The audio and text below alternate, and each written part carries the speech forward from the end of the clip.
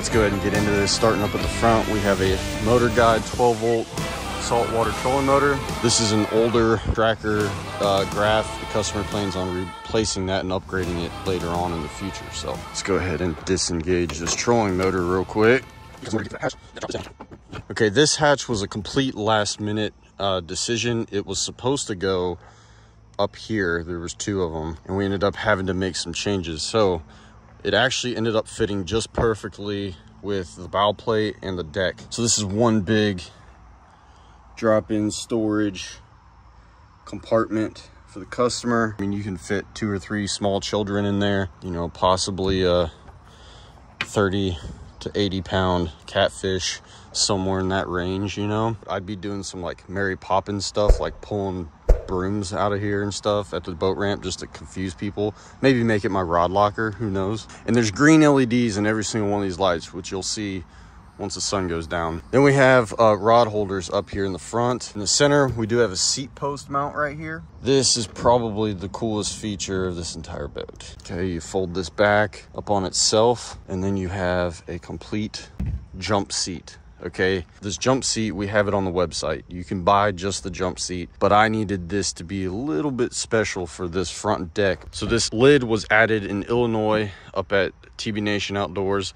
They powder coated it white, shipped it back to us, and we designed it in the front, made a second cockpit. And there's also some storage down below here, as well as a secondary drain. This is a fully functioning second cockpit. See the bottom of the seat post right there, and then this whole thing just folds right back up.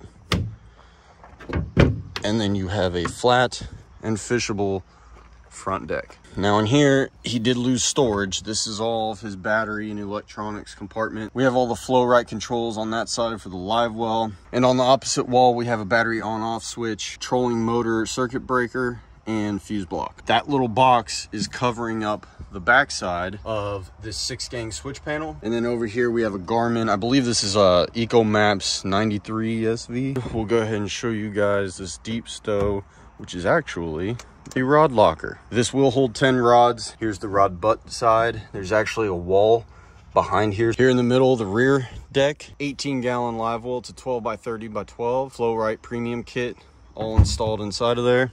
Rod holders and rear compartment. We have the outboard battery, 12-gallon fuel tank, bilge pump, and flow right pump. This is our rear hatch design. You can see the dry track runs a little further. Normally you would want this all the way back, but due to the way this motor tilt, I wanted to make sure that he had enough room, so we did scoot this up a little bit.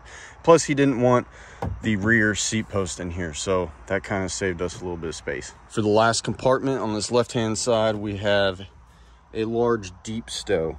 We have 2 interior lights. All of this white you can see is what's called monster liner. Okay, we did it on the gunnel rail as well. Painted the outside of the boat. I believe it's a metallic graphite made by One Hit Wonder. I believe that's the color name. We have ports for navigation, and of course you cannot forget the Roy's shallow water anchors. These are the 48-inch transom bolt through mounting option. Those came out really nice. And then the motor was already on the boat. It's a brand new Yamaha 30 horse 4-stroke. We'll do some type of pretty cool walk around for you guys.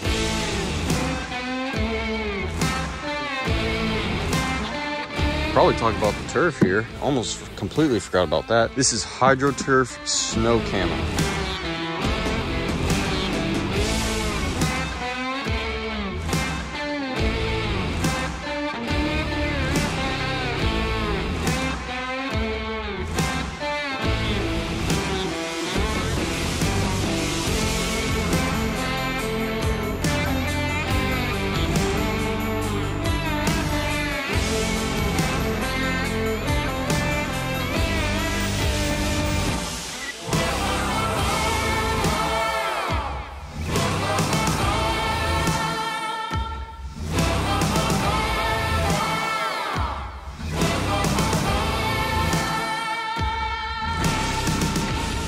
Don't forget to subscribe to this channel. This is the channel that we're going to be posting all of our completed and finished boat builds from, both locations, TBNation Outdoors SouthEast location and the TBNation Outdoors location in Illinois. So thank you guys again, and we will see you in the next video.